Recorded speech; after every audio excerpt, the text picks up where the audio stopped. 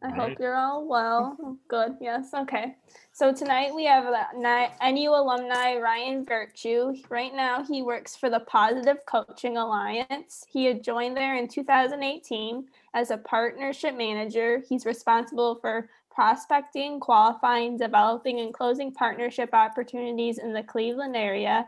He also works with the Cleveland Board and Associate Board to develop, implement, and evaluate the sales strategy for various programs. So thank you, Ryan, for joining us tonight. Absolutely. Thanks for the opportunity. No problem. Skylar, you can take it away now. Yeah, of course. So, Ryan, thanks for being here. I guess we'll just get started and talk a little bit. If you could tell us about what you do.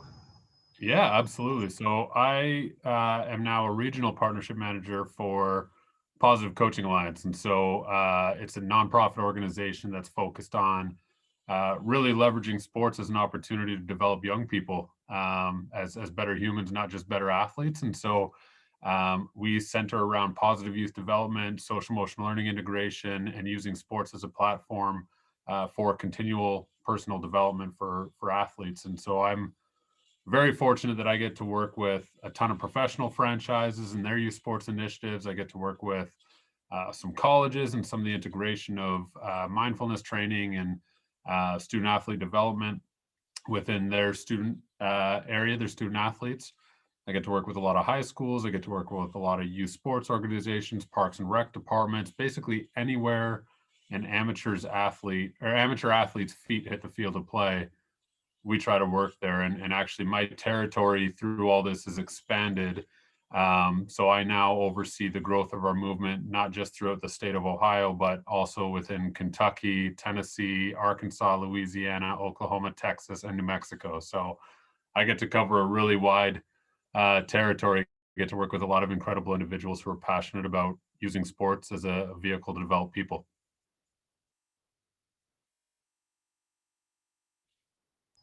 Sorry, Zoom's being a little funky today. That's Good. fantastic, though. Thank you.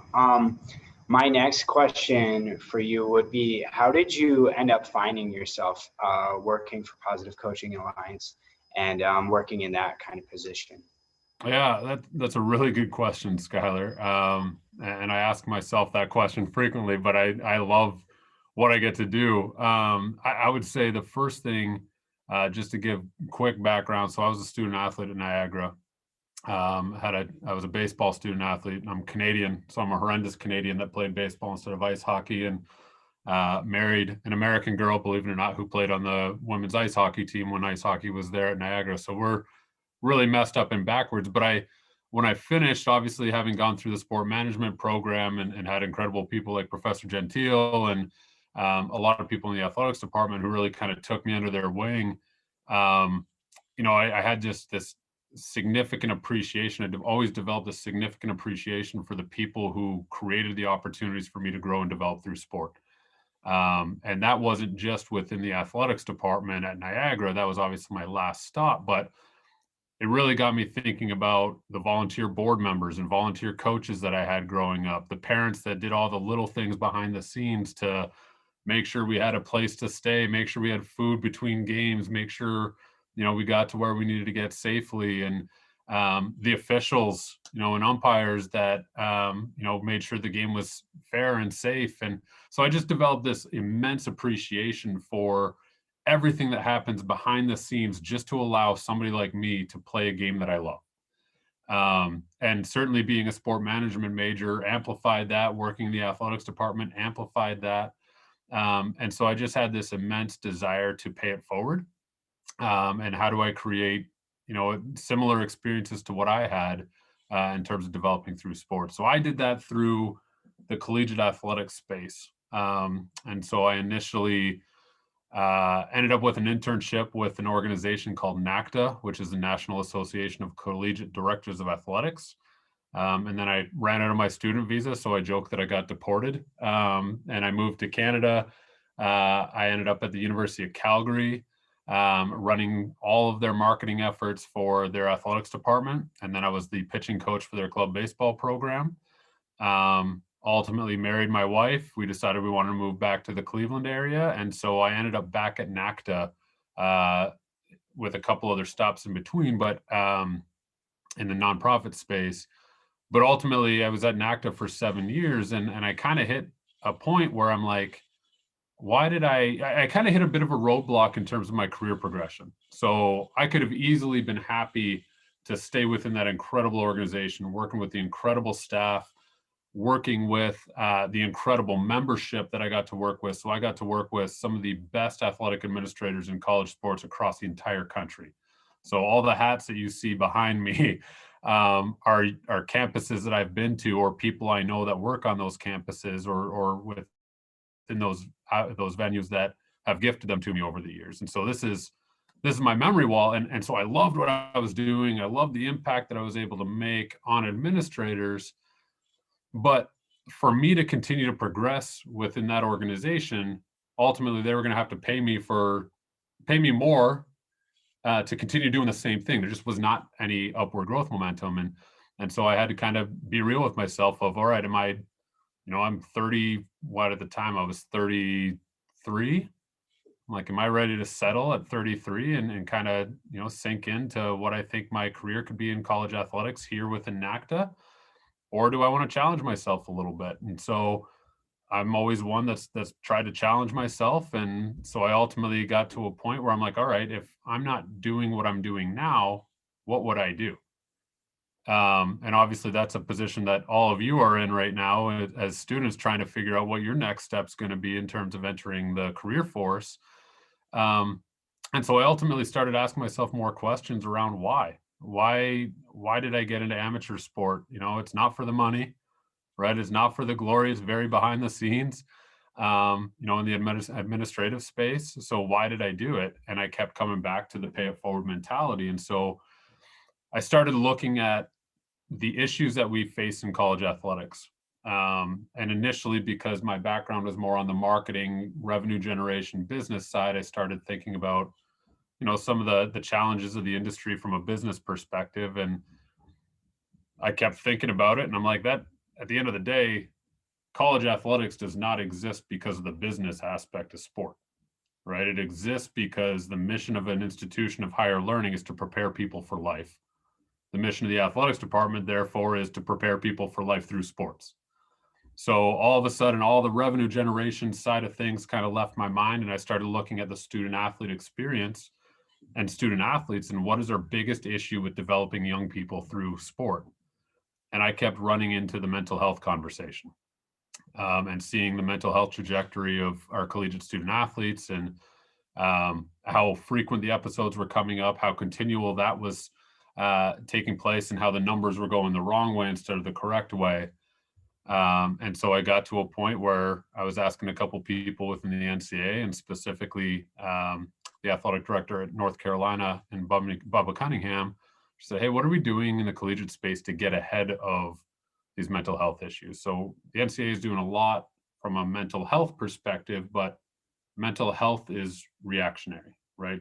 Issues are occurring. We need to help people through it. And don't get me wrong, that's extremely, extremely important. We need to continue to do that at a higher and higher level.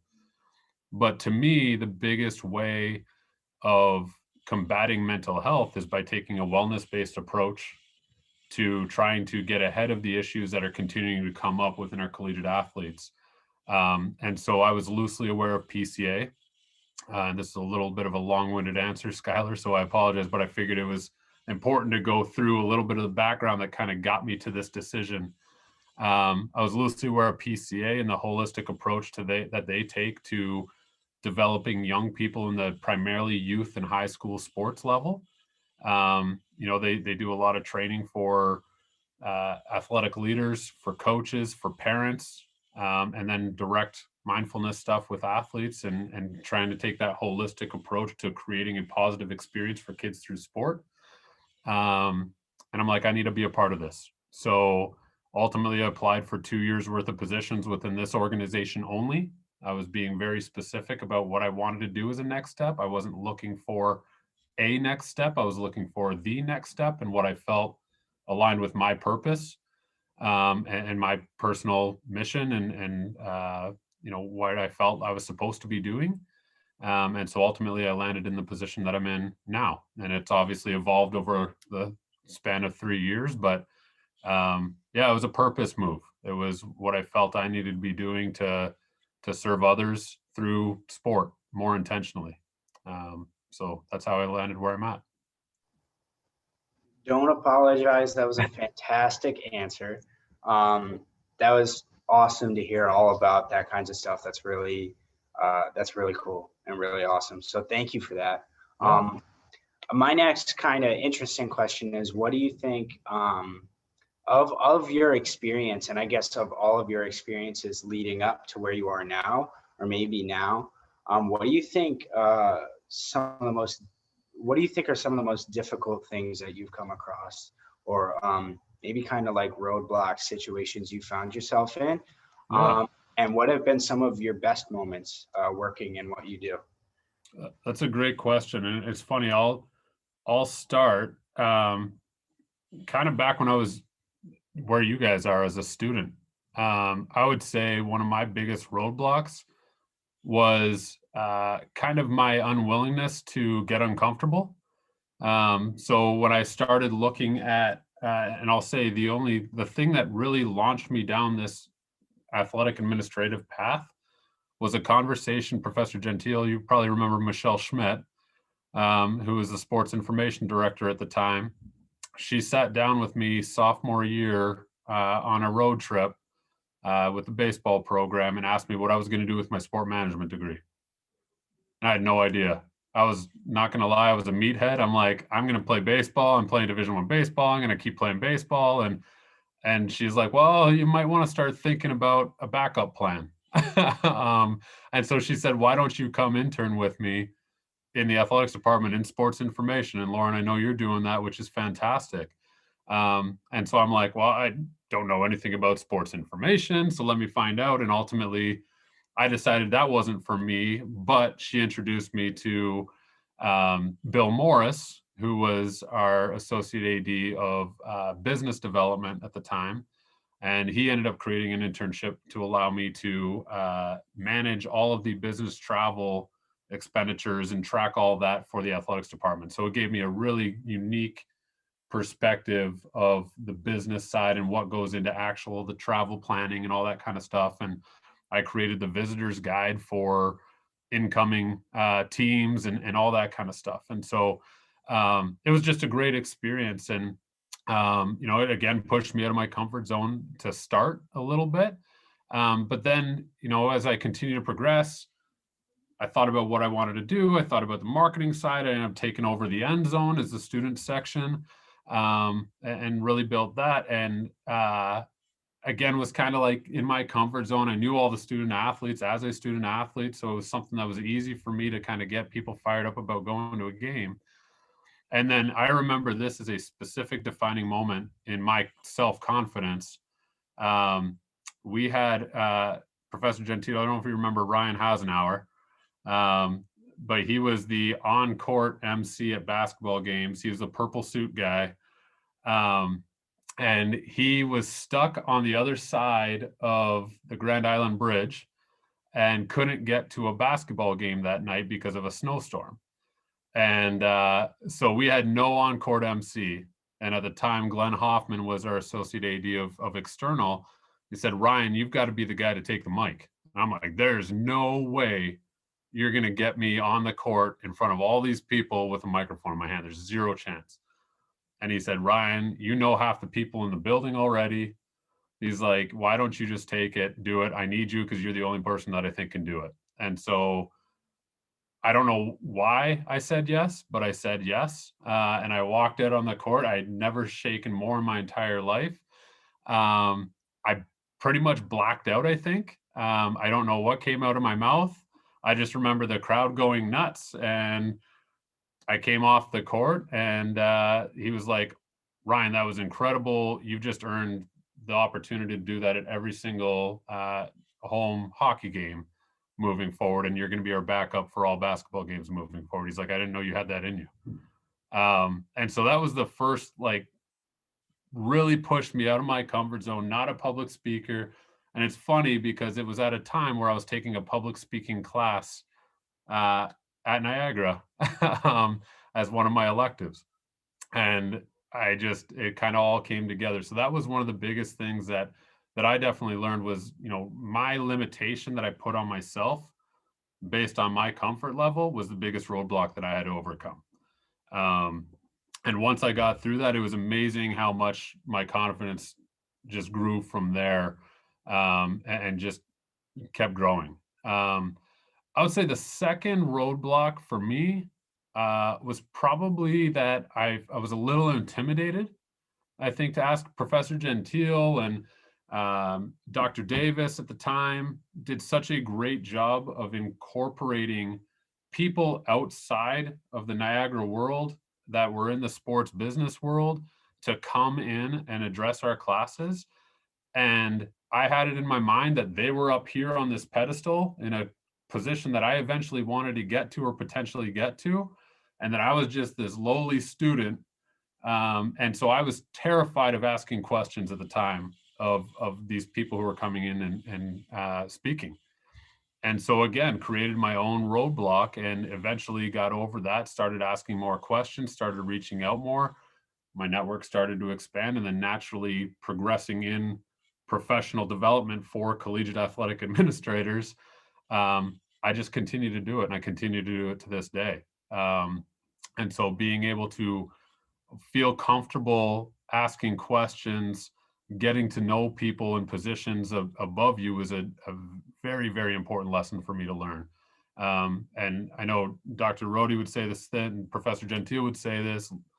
We are all in this profession because of people who provided opportunities for us to get our foot in the door in this profession.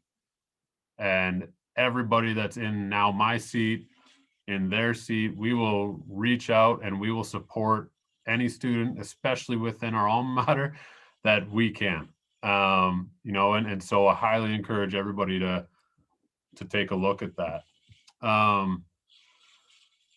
I think one of the other roadblocks that I kind of ran into a lot of was almost this fear of failure.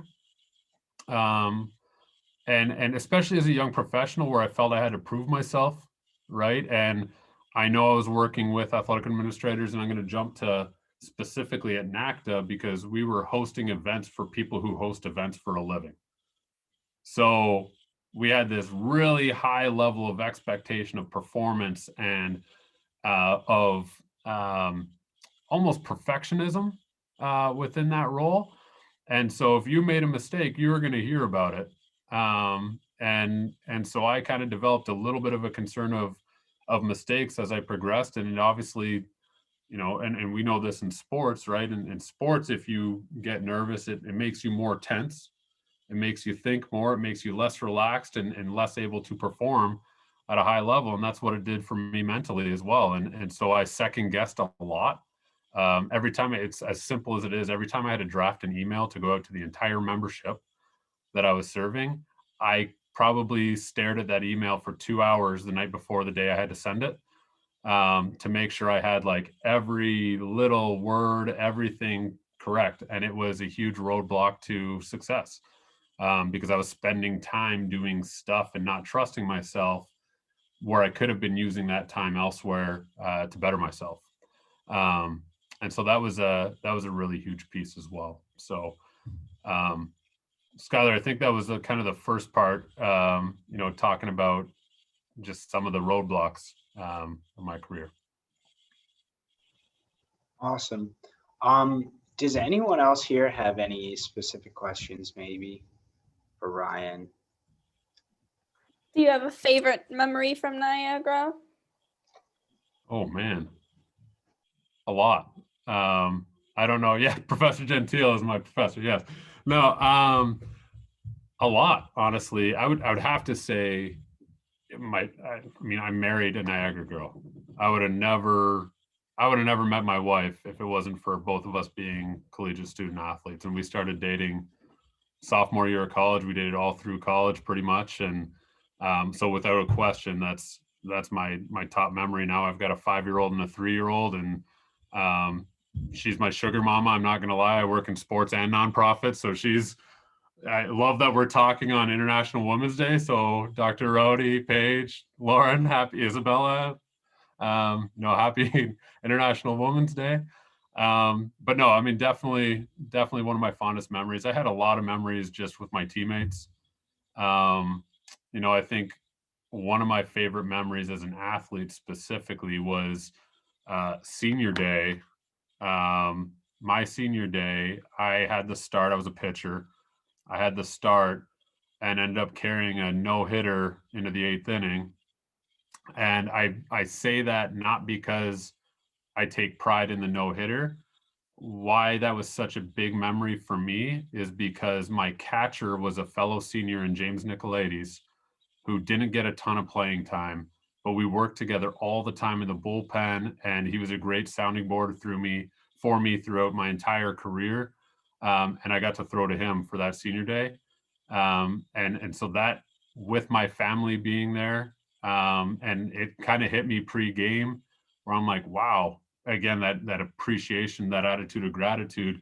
My parents sacrificed a lot for me to play the game. And they did not miss a single home conference weekend my entire 4-year career. And they were from Ottawa, Ontario. So it was a 6-hour drive one way every single weekend. And so it was just this immense appreciation for those around me. And so that's why that day specifically was one of my favorite memories. And then I ended up getting shelled my very last start in my college career on the road, but we won't talk about that one. Thank you. Yeah. Yeah, does anybody else have any questions? I have a question. I know you mentioned that you have several states in your territory. How much travel is involved with your job?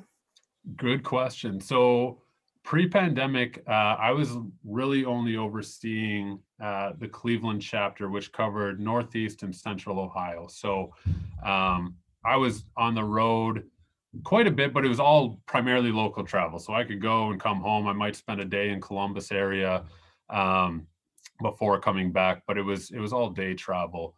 Now there's zero travel because we're not doing anything in the pandemic. And I really don't know what it's going to be when we get on the other side. I've got to imagine it's not going to be very much because we are a nonprofit organization. We really try to gear as many of our funds as humanly possible towards our partnerships and delivering more programming. We're doing a lot of work with inner city programs right now and positive youth development, a lot of positive youth training for coaches. We're trying to do a lot more parental stuff. So we really try to funnel as many of our funds as possible to actual impact metrics. But this meeting via Zoom has been such a positive addition to the way we do business. Before it would have been on the phone. Even our internal committee meetings or our internal team meetings we would do over the phone, and now we're doing it virtually, and it's creating a deeper level of relationship between our staff internally, and we're spread out across the entire country. So I think this is going to be my primary method moving forward, especially because I need to challenge myself to not just get in the car and go somewhere, even here hyper locally, because I can burn a lot of time in a car when I need to be really highly effective in terms of the usage of my time to make sure that I'm able to fulfill our mission and focus on growing our movement as much as possible. So it's going to be a challenge for me because I would love nothing more than to shake hands. I'm a hugger, give somebody a hug, like that side of things. I can't wait to get back to that. But even then, from a local travel standpoint, I'm going to have to be really smart about my time. Thank you. Yeah.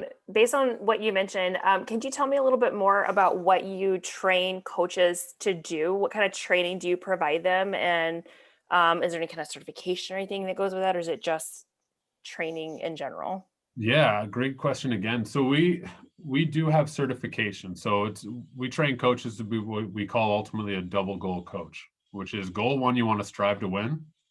Goal two, you need to teach life lessons. Okay, so those are the two goals. And we're very specific about the strive to verbiage though, because you notice I didn't say goal one is to win, right? That's an outcome-based goal. And so a lot of what we try to focus on is help coaches understand that you need to focus on the process, not the outcomes. And that's really hard for some coaches to hear. But the reality is we are never in control of outcomes, right? You could just come across a team that's flat out better than you, right? They're more talented. They had a better day. They had a better start. There's all sorts of numbers of reasons why winning is not in your control. So we're very specific about the strives to, because we really try to help coaches focus their attention on process versus outcome. And the teaching life lessons part, they go hand in hand. Obviously, the life lessons is the most important part of that two-goal process, primarily because, especially when you just sheerly look at volume of positions and spots on rosters, about 6% of all high school athletes have a chance to play any level of NCAA college sports. And I'm specifically saying NCAA because I don't know the numbers of NAI and JUCO. And obviously those are tremendous opportunities to continue to grow and play as well. But 6% of all high school athletes have an NCAA roster spot. So the goal in the youth and high school level needs to move away from trying to develop that 6%. And how do we develop that 94%? Knowing full well that when we focus on developing that 94%, the 6% actually get better because we're teaching intrinsic motivation instead of extrinsic motivation. And there's a vast difference between those two.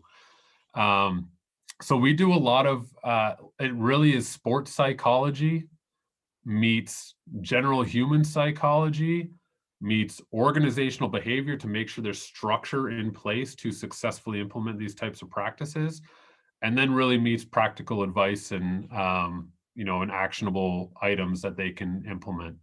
But the reason I love that double goal coach model is if you took striving to win out of that equation, right, and you're only talking about teaching life lessons, you're actually missing the biggest vehicle for teaching life lessons, which is the pursuit of winning, right? That's where grit, resiliency, determination, goal setting, teamwork, all of that, striving for something bigger than yourself, that's all taught in pursuit of winning. If you eliminated that and it was just sunshine and rainbows and kumbaya, you're missing out on a lot of the opportunity to learn.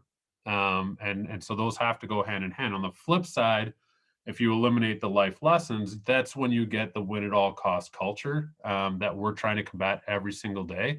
And we see it everywhere, where adults are literally using kids to develop sport and personal gain, as opposed to using sport to develop kids. And that's just wrong. It's absolutely wrong. And so that's what we try to combat. And so there is a coach certification. We also do similarly structured programming for parents and leaders and the athletes directly. But then the other side, Dr. Rohde, that we started doing after the murder of George Floyd this summer, is we created an entire Sports Can Battle Racism initiative. And it is the greatest thing I've ever been affiliated with, because we're using our platform where we deliver, on a non-COVID year, we deliver over 3,000 workshops a year to youth sports leaders, coaches, parents, kids across the entire country. And the way that we as PCA describe culture is simply put the way we do things here, right? So the culture of the sport management program at Niagara is, this is the way we do things here in the Niagara Sport Management Program, right? And what we quickly realized after this summer, and certainly after listening to a lot of our teammates across the country, our National Advisory Board members, our board members, we needed to use our platform to really dive deeper into that we, to make sure when we say the way we do things here, that we is fully inclusive. And that everybody feels a sense of belonging, and that, because we can't achieve any mission unless we achieve it, especially in youth and high school sports, where again, the mission is to develop people for life. We can't just develop people who look and sound and act like us for life. We need to prepare every single one. Otherwise, we're going to fail our mission, as educators. And so we're doing a lot more. We launched that coach workshop at the end of October, and we've delivered over 100 of those workshops since across the country.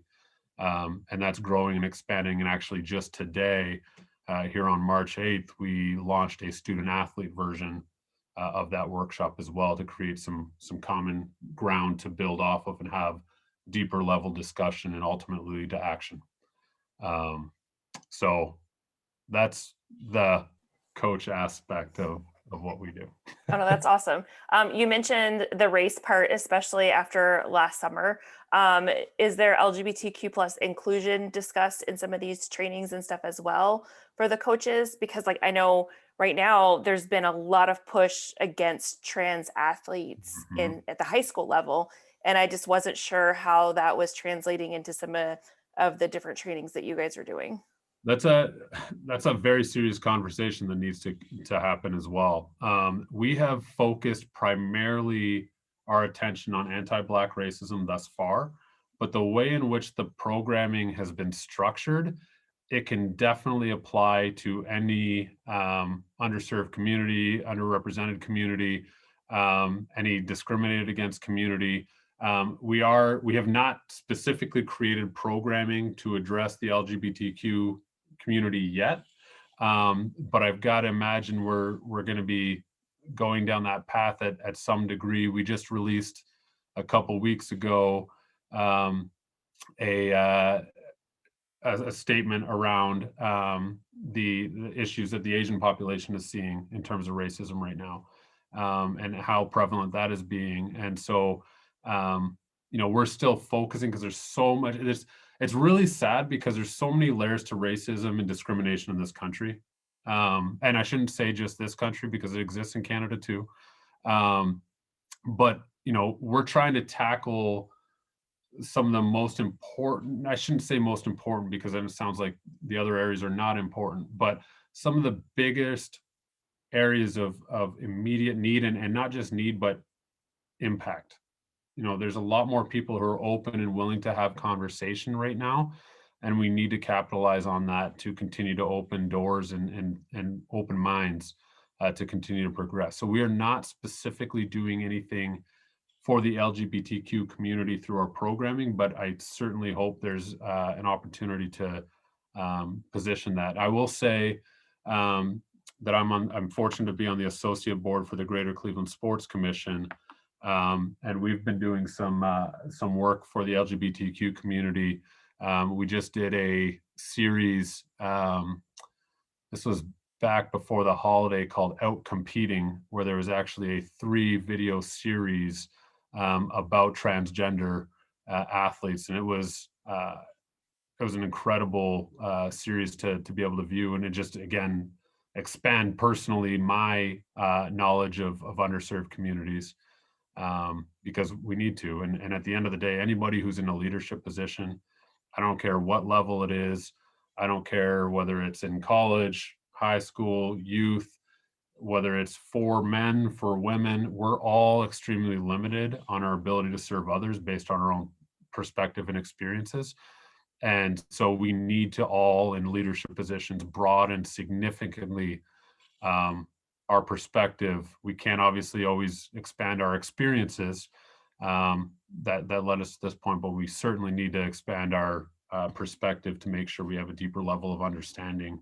And again, when we talk about providing opportunities and preparing people for life, that directly applies to whatever sexual preference or orientation or whatever it may be. It's our job as leadership to develop and prepare people for life, period. I don't care what kind of personal preference they have, what kind of background they have, what color their skin is. Our job is to prepare them for life.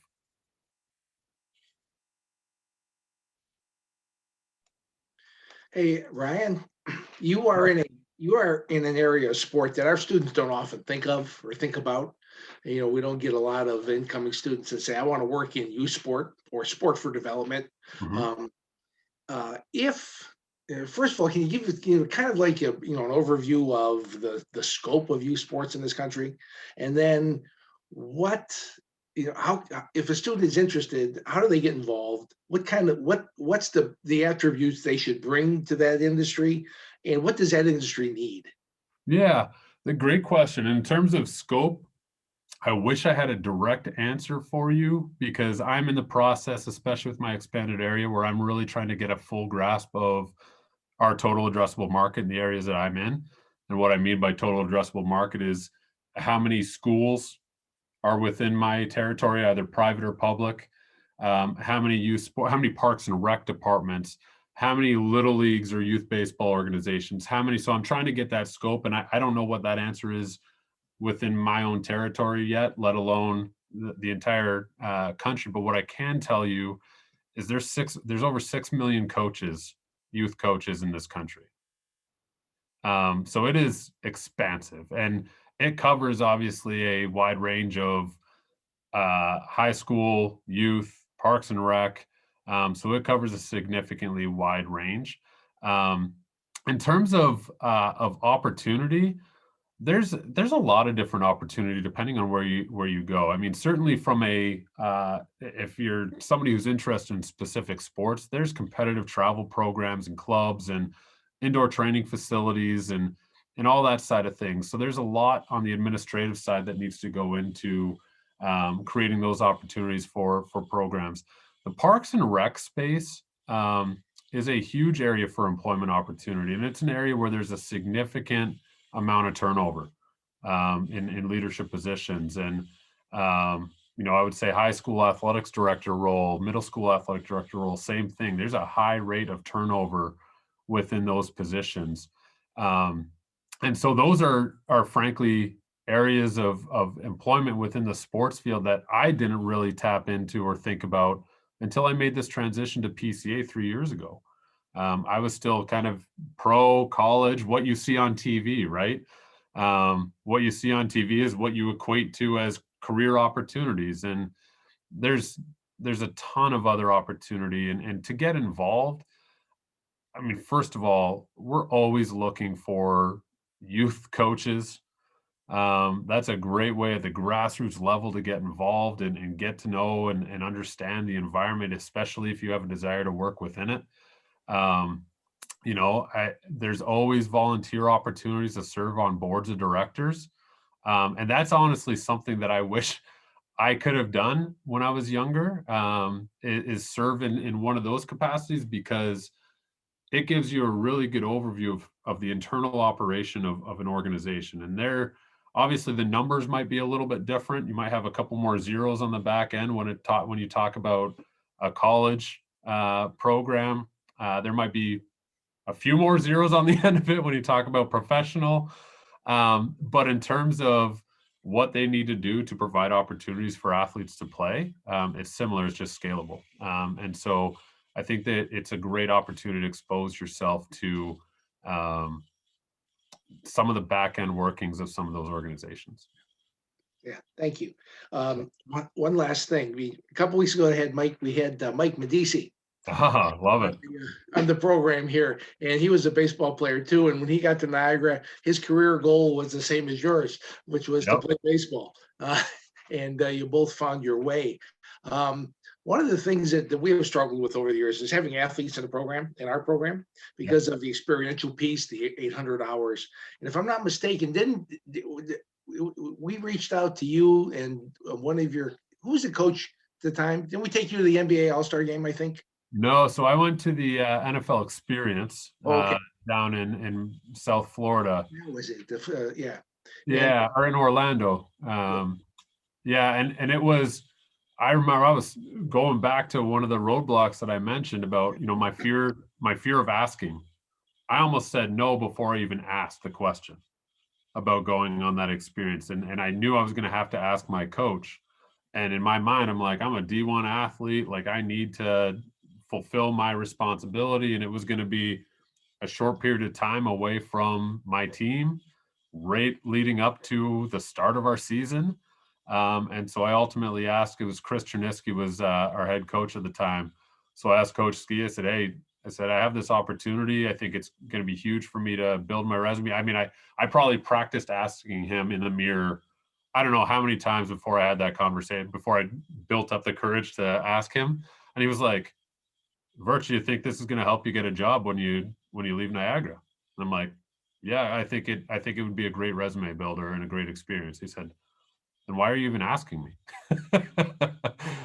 And he's like, no, I'm glad you asked me. But he said yes. And I was shocked. I was prepared for a no answer, and I was going to accept a no answer. But because I asked the question, he said yes, and I had a chance to go down with some of my class colleagues. Yeah, because we had identified you as somebody that needed some of those experiences, even though, as an athlete they were tougher to get. So Yeah. we reached out, and fortunately you understood the value of it. And I like to think it's got a little part of where you are today. So Yeah, absolutely. Well, and I'm thankful that you did. And I'm thankful too that, I mean, you guys probably could have easily gone to Coach Ski and asked on my behalf, but I'm glad you forced me to do it. Because again, that was a life lesson for me in all that. Where I had to stand my own ground and make a decision for myself. And ultimately that's where he led to. He said, hey, you make the choice. And I made the choice, and I'm glad I did.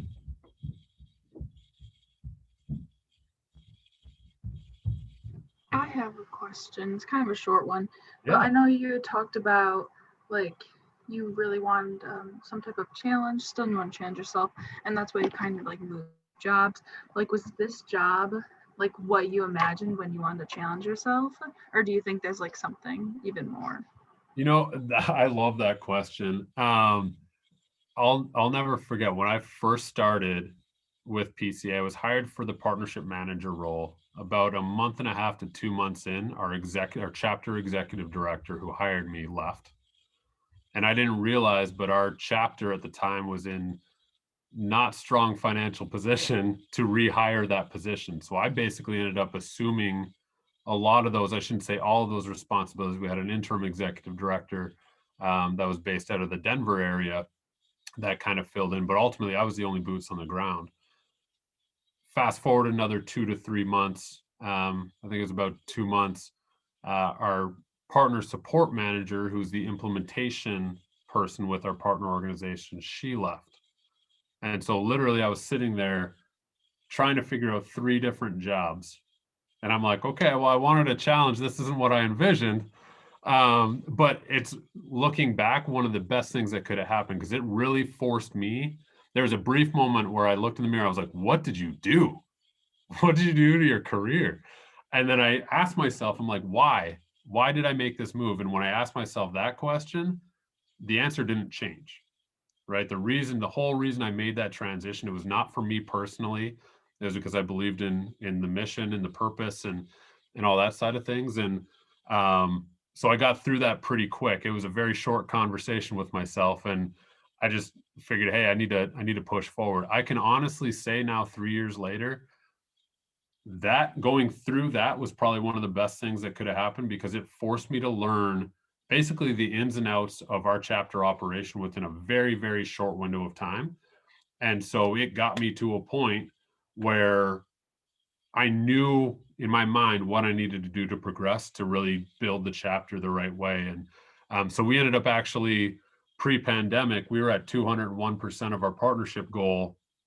Going into the pandemic, we ended up being the only now defunct chapter, but chapter that was able to achieve their overarching partnership development goal over the course of the fiscal year through the pandemic because of where we were. And I attribute that entirely to that early experience of being forced into learning everything about the organization. And it was a huge reminder for me, because one of our primary focuses and one of our primary principles is what we call the elm tree of mastery. And so I got really close to our own philosophies, and that elm tree of mastery is E. So it's an acronym, ELM. E is for effort, L is for learning, and M is for mistakes are okay. So that's at the root of everything that we teach. And again, it's something I sure as heck wish I knew when I was a student athlete and when I was a sport management student. But I got to a point where I'm like, all right, I'm doing 3 jobs. I'm only a few months in the job. I know I'm going to make mistakes, but by our own philosophies, mistakes are okay. So that was a huge comfort level thing for me. I'm like, you know what? I'm going to make a mistake. I'm going to learn from that mistake. I'm going to put forward the effort to make sure I don't make the same mistake. And then guess what? I'm going to make another one. And then I'm going to learn from it. And then, so it's a cyclical thing, right? And so that to me was hugely important. And now 3 years later, I can honestly say I've learned more through this experience, through this organization, than I've been able to give to it. So I've gained more personally because of what we do, the approach that we take. I've learned more personally and professionally through this experience, and I've been able to commit to it. And I truly believe that thus far. So yeah, it was definitely the change. It was more of a change than I anticipated. But I am so thankful that took place. Does anybody else have any questions? I have a question for you guys. Awesome. Students. Go for it. Where do you see yourselves in 5 years?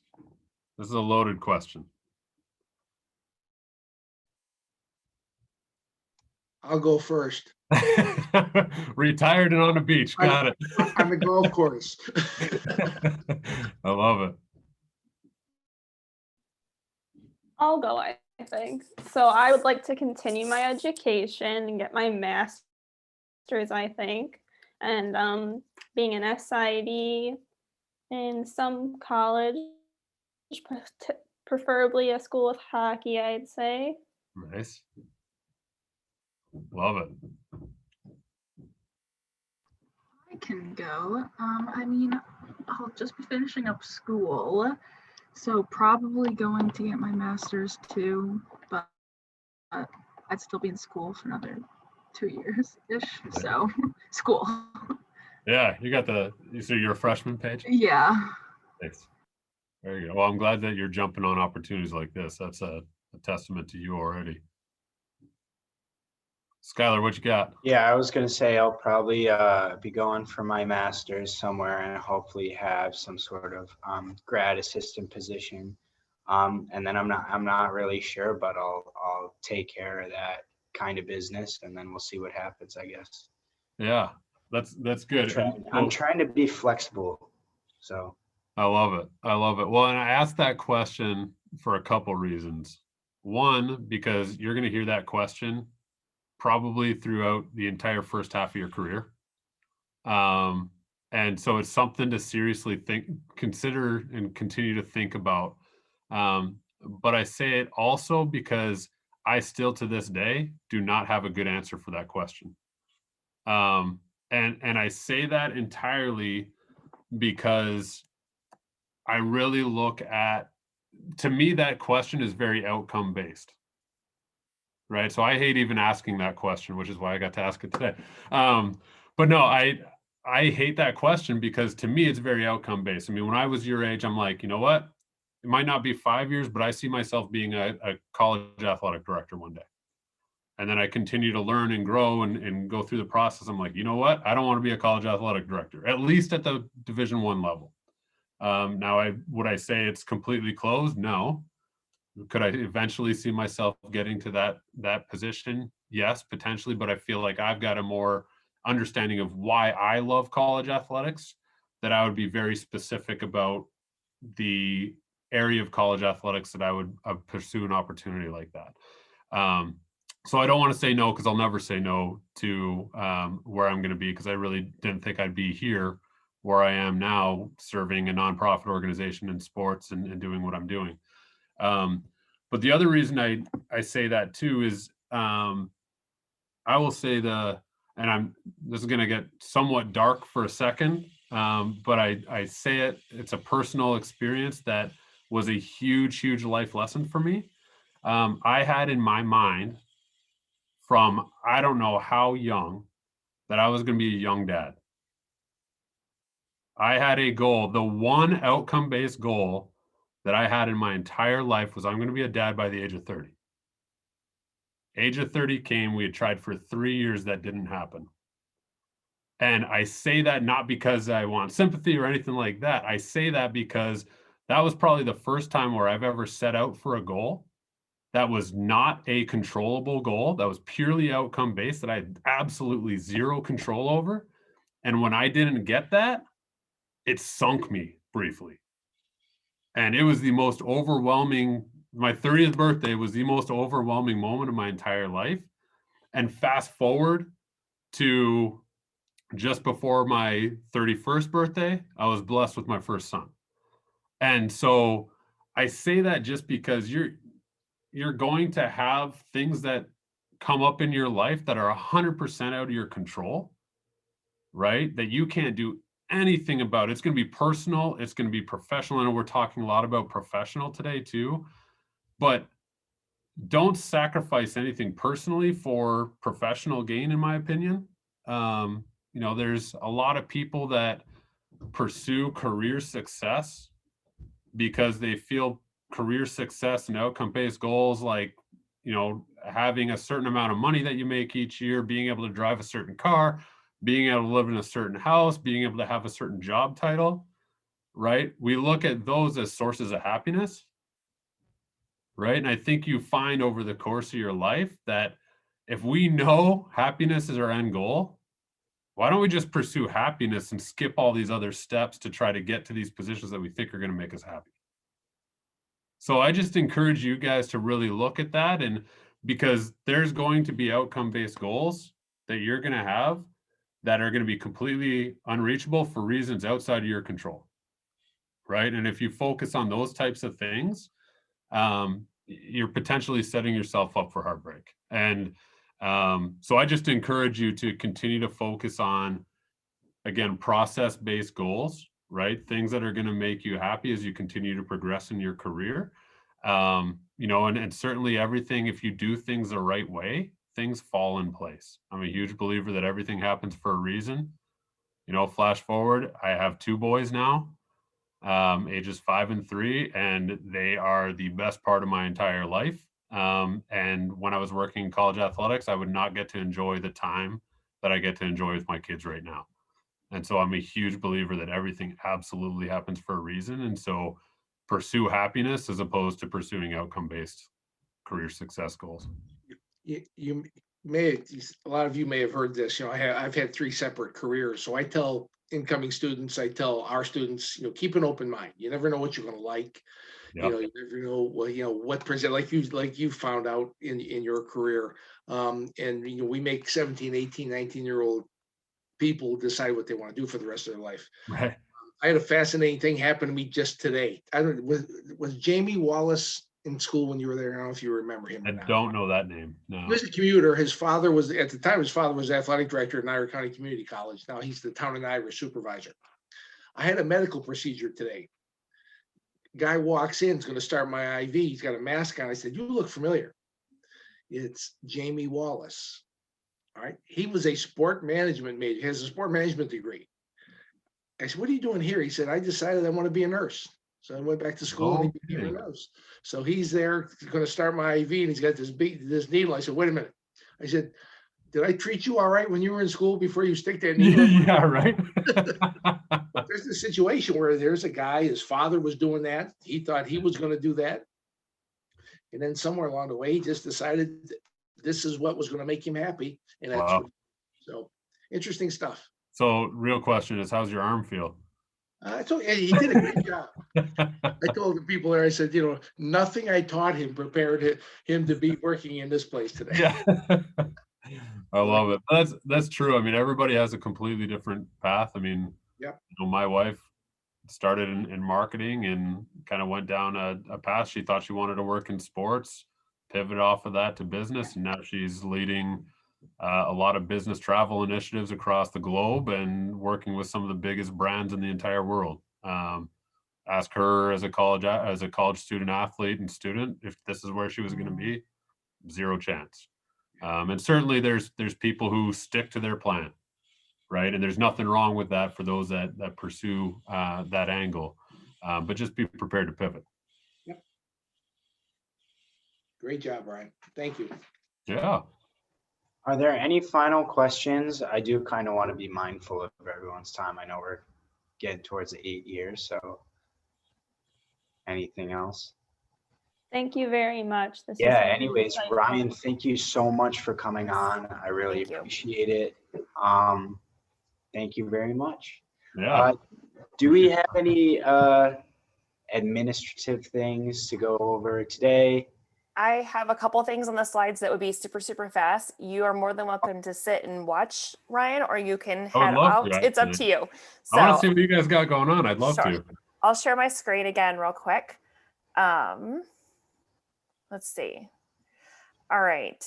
You guys want to talk about these things? I'll just share the slides. I'll talk about that. So let's see who's on here right now. So most of you, I believe right now you work with athletics, so you can put those hours in for your 5 hours. If you don't, that's all right. You can always reach out to Brittany DiPietro from Impact. I know they want to do most things like that virtually. So if you do need hours, you can always email Brianna Jacobs or Kyle Barker, and they'll try to get you something to do in the athletic communications office. Get your 5 hours quick. But other than that, I believe on the Impact website as well, they always have little things you can do to get your hours. They're due sometime in April, I believe. Correct, Skylar? Late April, yeah, I think that. Do you know what day, Dr. Rhodey? I think it's 20 something. I don't off the top of my head. I'm sorry, guys. No, it's okay. It's okay. It's late April. We'll definitely let you guys know as it gets closer, but you can always put these hours for more than one organization too. So keep that in mind. Yeah, they count for more than just one club. And yeah, I'm pretty sure, it's also a good thing to go over your 5 hours. If you have hours, just put them all in. Yeah. So the next thing, mask fundraiser. So the mask fundraiser is up and running right now. You can use did we send the link out in an email already? We have before, I think. I'm not sure, but I was going to send it out again tomorrow. Yeah, it is also on social media. So it should be in the bio of the picture for the mask fundraiser on Instagram. If you guys are following the social media, and also Lauren, I'm pretty sure you put it on Twitter as well. Yeah, so Perfect. This is tweeted out and the link's right there. Yep, and the fundraiser is up until, the day. March 25th. Fantastic. So we have a little bit more time before the store closes, but go ahead and get your masks. These will be good if we if we're able to go on any sorts of trips or anything. These will be good. We'll all look uniform together instead of having done like polos again. Absolutely. So yeah. I've ordered 2, so I can't wait to get them. Awesome. I will be mailing all alumni masks out, so that way Awesome. we can get them to you guys. Yes, so we anticipate that masks will be still worn for a while, even after some of the other restrictions are lessened. So this is something that you guys, they're pretty inexpensive considering how much I've spent on masks since this all started. I have an entire bin of masks that I don't like. And a few that I do like. And so this style is the same as the ones that you received from the university. Is that correct? Yeah, they should be. They should be pretty similar. Yeah. So you guys are at least familiar with the style of it. And then I will talk about this briefly. We have 2 more panels coming up, one on March 29th and one on April 26th. Those are Mondays, and they'll be at 7:00, just like the last one was. And then I think the last one is our social media stuff, just in case you need it. Yeah, in case you guys aren't on that, definitely hop on. We have a lot of good announcements and stuff going up there. Also, our next meeting with the speaker will be April, what did I say before? April 12th? I'm going crazy today. April 12th. I believe so. And David Hoover is coming in, who is also an alumni from the school. He'll be coming in to speak that day. Besides that, we haven't had a lot of other people reaching out. So for the next few meetings, we won't have as many speakers. But yeah, Professor Gentile, you have something to say? I do. I just wanted, you mentioned your analytics presentation. We are working with the CIS department and the math department in hopes of creating an analytics minor for our students, because obviously it's the wave of the future in various sports settings. So to get involved with that would be really great. And we're also looking at, although philosophically it's a little bit opposed to some of the things we do in youth sports, but we're also looking at an e-sport minor. And I say it's a little bit opposed because the idea is to get kids out and doing things and so forth. But still, it's, there are a lot of, there's places around the country that fill small arenas with a bunch of people watching other people play esports. So, in a I can tell you hospitality that's program. that's a huge area of the business. We just created a partnership with Cloud9, which is the biggest one in the area in the country. But yeah, there's a professional team out of Houston. There's all sorts of different sides, and then the collegiate athletic space is really trying to tackle that. The NAI was one of the first to do it. It's a pretty extensive area. I don't know, Ryan, if you're aware of this, but we have a really, really nice studio, is for lack of a better word. What do they call those places? Arena on campus. It's pretty well outfitted. So that's great. Be a good opportunity for us. Yeah, that's fantastic. Yeah. Does anyone have anything else? I know Paige had to leave early. She had another meeting to go to at 8 o'clock. So I just want to thank everyone for being here tonight. Thank you, Ryan, for joining us tonight and sharing some amazing information to all of us. Because I think this is just something that, like you mentioned earlier, this is not something that we think about always, just because we always look at that college piece, right? And I think this was a really neat, insightful discussion tonight. So thank you so much for being here. Absolutely. No, it was fun. Thank you, Ryan. Absolutely. Thank you. All right, everybody, take care. Thank Have you, a good Ryan. night. Appreciate it. Thanks, guys.